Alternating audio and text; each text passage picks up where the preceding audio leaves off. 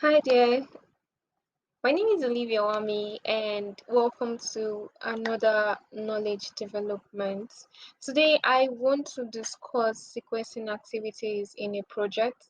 Recently came across a sort of difficulty with my team and just decided to really talk more about this because I found out that it's not really something that is being discussed the project management setting so much just because most times project managers, especially beginners, are somewhat just trusting to projects, and there is that assumption that they know what is needed from them, they know what is needed of them as well. So this is just a way to help beginners, especially on how to sequence activities whenever they are giving or whenever they're handling any project.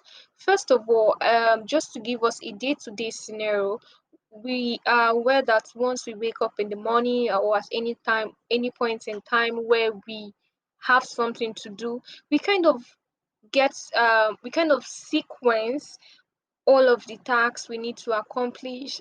For example, we need to make trips to the store, or we need to kind of, tidy our homes or run errands. You have that, and especially while you're also going to work, you have that activities sequenced in your head, so you understand what you need to do before the next step is supposed to happen.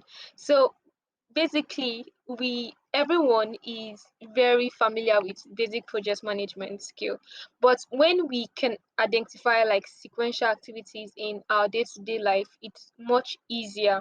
And we're going to define sequential activities in terms of something we all do and learn how we can relate it to project management as well. First of all, what can you term as sequential activities or sequencing activities? Well, it's really just a process of identifying and documenting, relationships among the project activities, just like I mentioned with the scenario I gave. So the main purpose of sequencing activities in projects is to just finalize interrelationships of activities to complete your project scope and ultimately reach your project goals. And for me, I would say the purpose, like the true purpose of sequencing activities, is to really sequence tasks, project tasks, in such a way that it helps not just you, but all of your team make the most of your resources, and also help you identify your critical tasks and also how to prioritize those tasks as well. So how do we sequence our activities when it comes to projects? There are really several ways that you can do this, but I want to cover the precedent diagram method. Why I decided to cover this is because it's really like the most common that people use, and it's very easy for you to just relate it to your everyday life, and just really it's very easy for beginners to understand. And for the precedent diagram method or diagramming method, you use something called a network diagram, and it's just a way to visualize your project in a network form. So you have like your project activities in boxes with their IDs, and there's like an interrelationship that is being showed with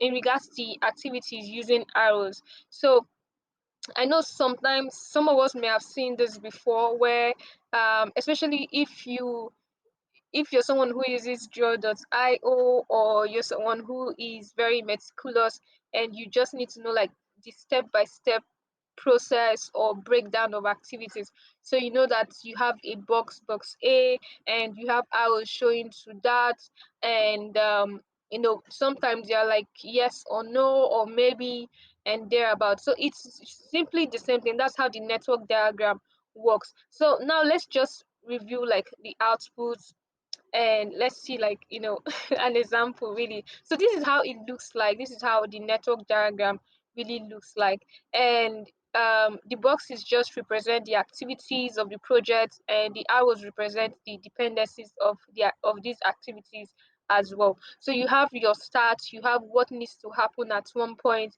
till the end. For example, I'll use something like you intend to make pizza. So the first thing you need to do really is just to prep your dough. That's the first thing. But before getting to the point of, you're done with prepping your dough, there are things you need to do. You need to put your flour, you need to put your eggs, your instant cheese, your yogurt or milk, and just roll that and then let it set. So that it's really the same thing. We have like things that we need to do, and there are certain things that cannot exist without the other. So for example, you know that while you're making any pizza, you definitely need to put it in an oven. That's something that you cannot get an end result of pizza without putting it in an oven. So we know that that is an activity that would not work without the other. So you can't get a baked pizza without putting it in an oven. So it's simply the same thing of how projects works. There are some projects that has tasks that are dependent on other tasks. So for example, on the screen you can have tasks activity 2 and you have activity 3, they're on the same line.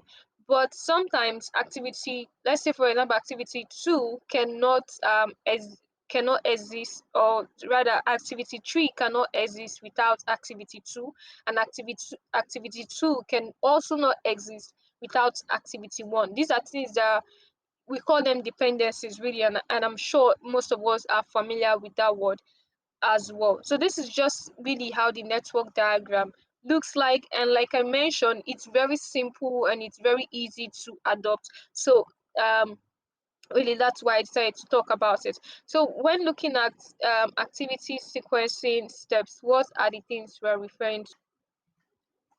So we're going to look at just 3 steps: defining the activity attribute, determining the constraints, and then identifying the dependencies. When we talk about you defining your activity attribute, it just involves naming each activity, giving them a number, also writing down a short description. So you have that each activity would have all of the same attributes that are defined and then noted in order to sequence them accurately. Same thing for you determining your constraints. So any task will come with constraints. That it simply means things that limit it. As a good project manager, it's very important for you to prepare for limitations, prepare for risks. That's why we have like a risk analysis in place while you're handling a project. So these things can be it can really range from the time, the manpower, um,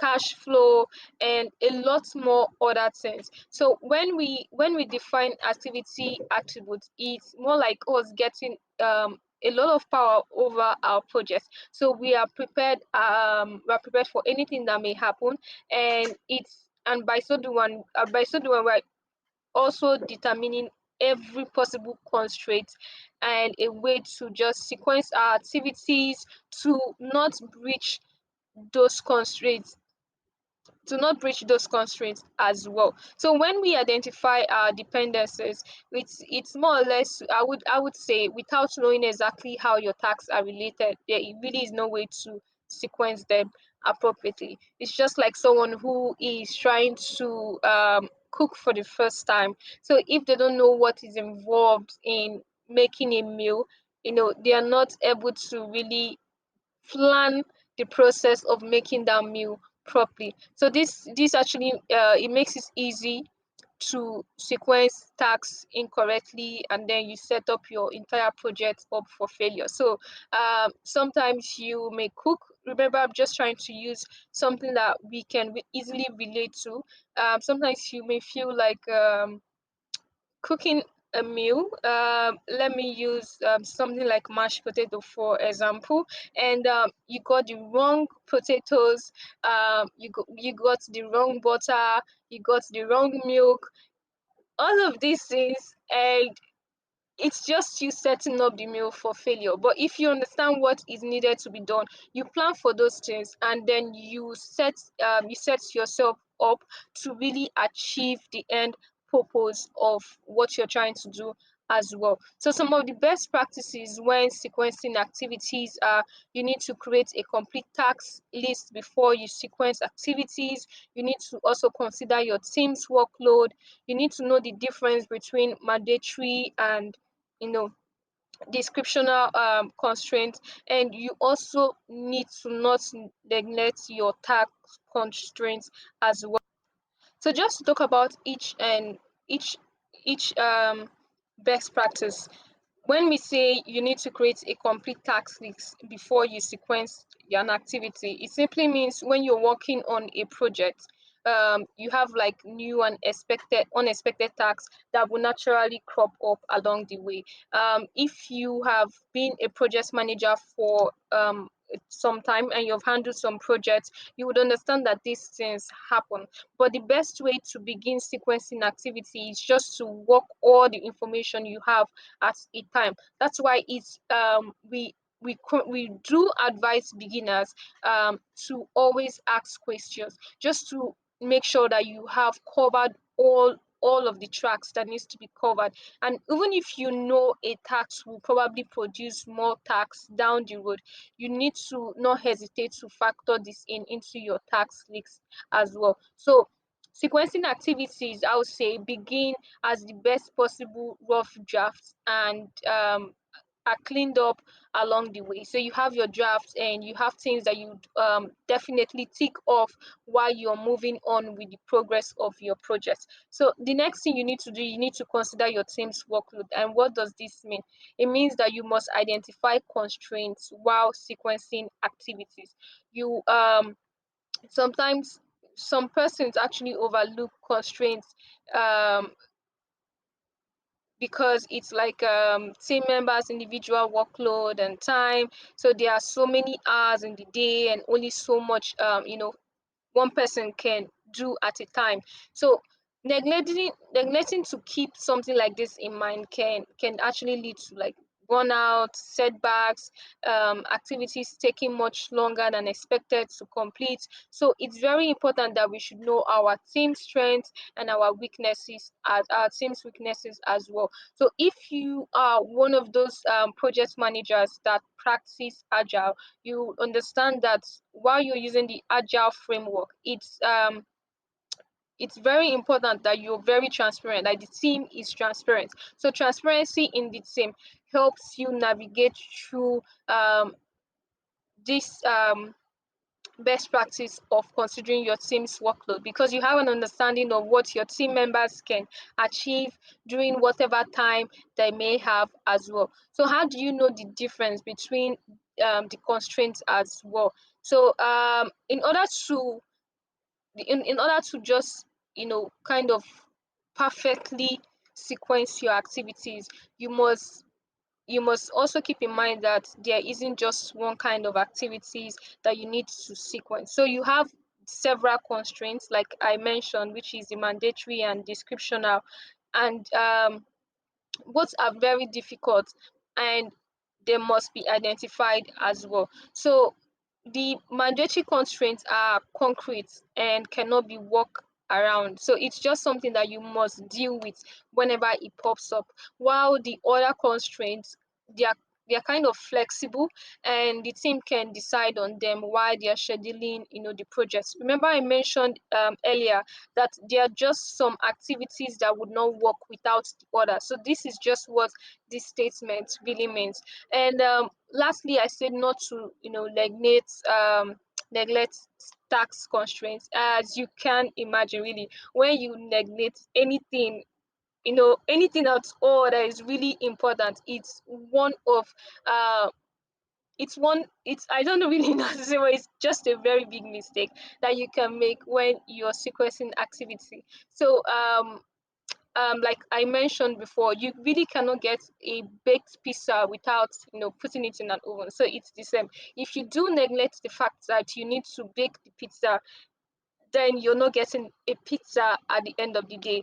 But it's important to take the project management triangle into account, and the triangle consists of the three most impactful constraints, which is the scope, time, and cost. It is this constraint is something that every project manager needs to have at the back of their mind, at the forefront of their mind. All of your projects work within your scope. They must work within the time frame, and as well as the cost as well. Um so at the end of the day, I would say that sequencing activity is a very involved process, and it's not difficult to forget the broader constraints of your entire project. So while you're keeping these things at the top of your mind, you can make all the difference between your project success as well as your project failure. I drew up a couple of questions for those of us who watch till the end to kind of answer for ourselves. But if you still have more questions, you can always just drop your questions on the chat box, and I'll get to them one at a time. Thank you so much for watching. Remember, if you haven't subscribed, click on the subscribe button and the notification bell, because I'll be doing this a lot while we are moving into the new year. Happy holidays.